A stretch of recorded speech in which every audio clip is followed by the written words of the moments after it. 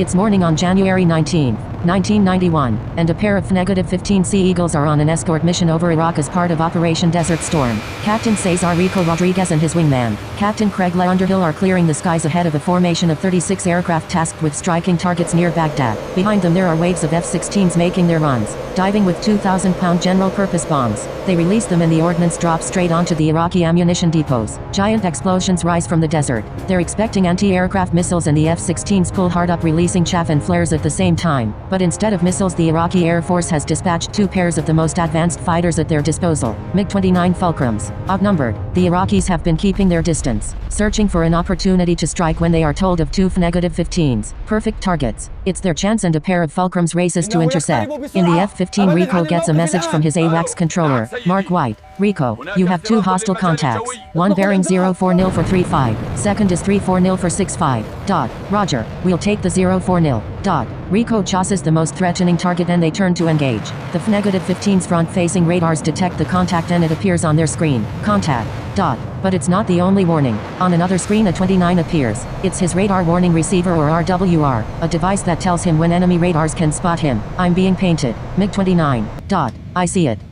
Rico and Mole brace for action. The two pairs of enemies, both fourth-generation fighters, have each other in their sights and heading towards each other in a supersonic joust. Rico selects an AIM-7 Sparrow missile, but the Iraqis have a plan. They dive far below the F-15s, attempting to use the ground clutter to conceal themselves from the radar, but it doesn't work. Aboard his F-15, Rico sees the single fuzzy contact split into two well-defined targets. I got you. It's 2 versus 2. Roger. Rico selects one of the contacts and locks it in. Aboard the Fulcrum, the pilot sees his radar warning receiver light up with the wail of a lock alert. But the Iraqis have yet another ace up their sleeve. They bank to the side and suddenly the warnings go silent. Rico's finger hovers over the weapons release button when the radar contacts suddenly vanish from his screen. I lost it. It's a blind spot in the F-15's radar. Objects moving perpendicular to them are invisible, and the Me-29s are exploiting it perfectly. Rico is frustrated, but it's a known tactic. The enemy reappears on radar 12 nautical miles away. Contact. He locks it in one more time, but doesn't fire. The AIM-7 Sparrow needs him to maintain lock throughout the missile's entire flight, and he knows the enemy are going to re-enter the blind spot before the missile has a chance to catch them. Once again, the enemy disappears. Lost it again. The Me-29s keep maneuvering across the sky, toying with the F-15's radar. Contact. Constantly blinking in and out from Rico's screen, keeping 12 nautical miles of separation. Lost it again.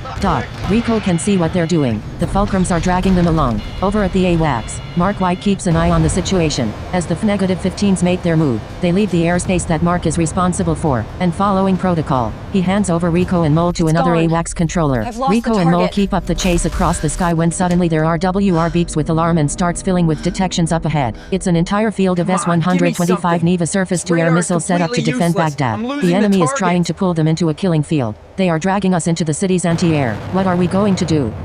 Rico checks in with the strike force and listens to the F-16s making their runs. If he and his wingmen fly away, then the F-16s will be definitely intercepted by the MiGs. He makes a daring choice. Hold position. Keep pushing the bandits away until the strikes are done. Then we can get out of here.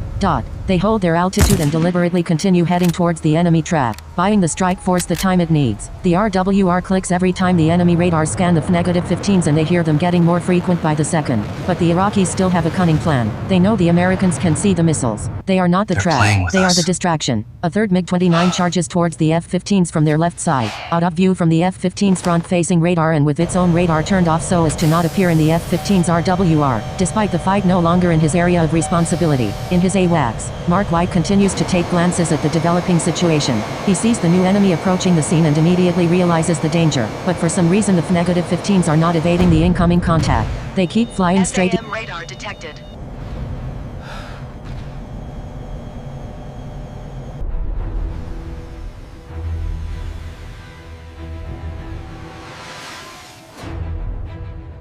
Control, this is Launcher 1. Missile fully erect, stabilization locked. Clear the pad. They're dragging us into the city's anti-air! What are we home?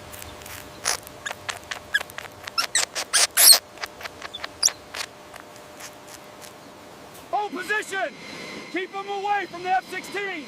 All right!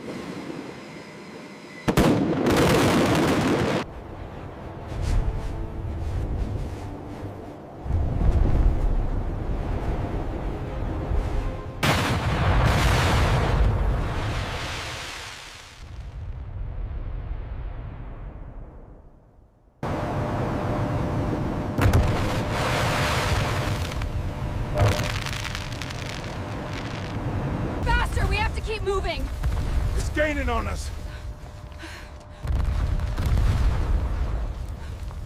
That cluster is breaking formation. Vector 250, immediate. I say again, 250.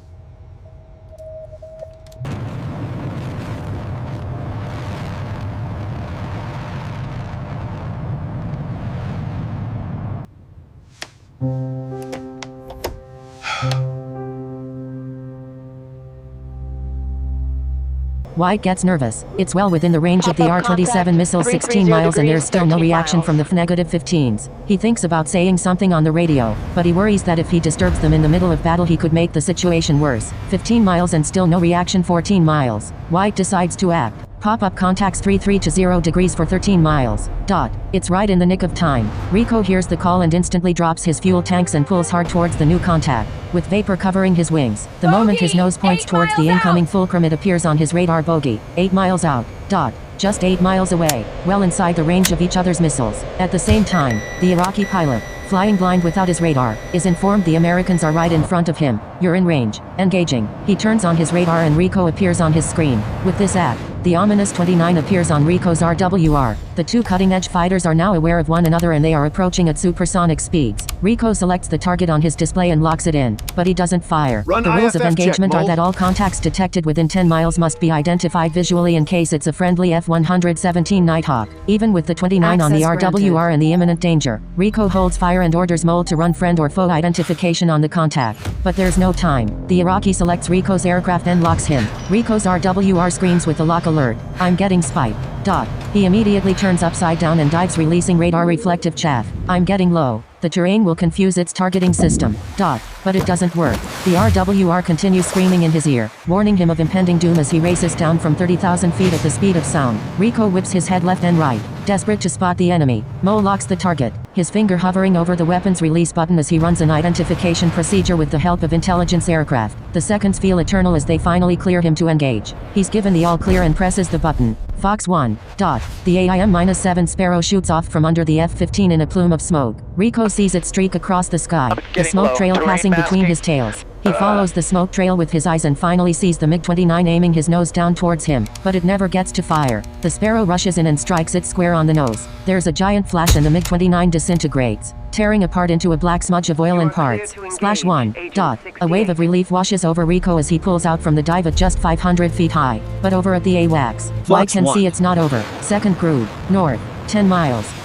Rico scans the skies. He considers turning away. By now the strike package of F-16s is already heading home, so they have no reason to hang about. But the enemy is too close for comfort. They could be shot from behind. They need to fight. Rico turns north and the enemy appears on his screen. It's just beyond 10 miles, so he's clear to shoot it down. He runs an identification procedure. It's hostile. He selects the contact on his radar screen and locks the target. In the enemy plane, the Iraqi hears the lock alert and he breaks into a sharp evasive maneuver. But it makes no difference. Rico's lock holds strong as his finger hovers over the button. He lights up as a diamond on my scope.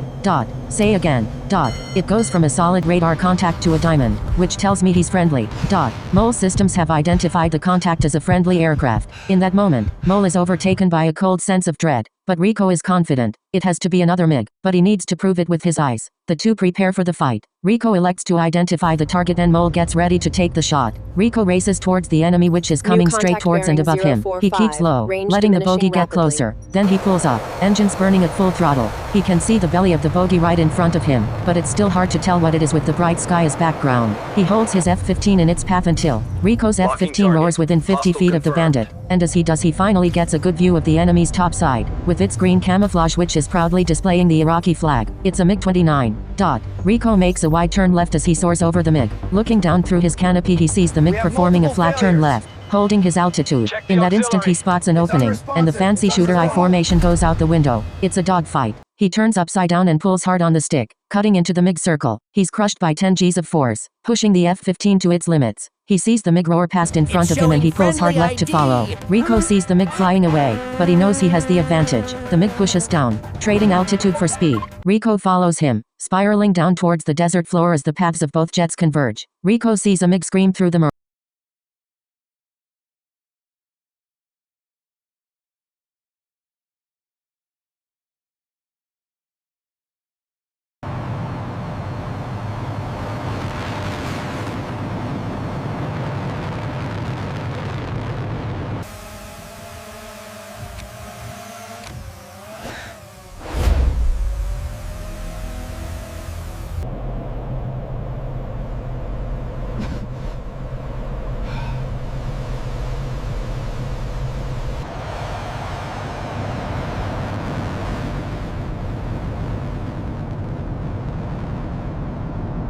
It's a MiG-29!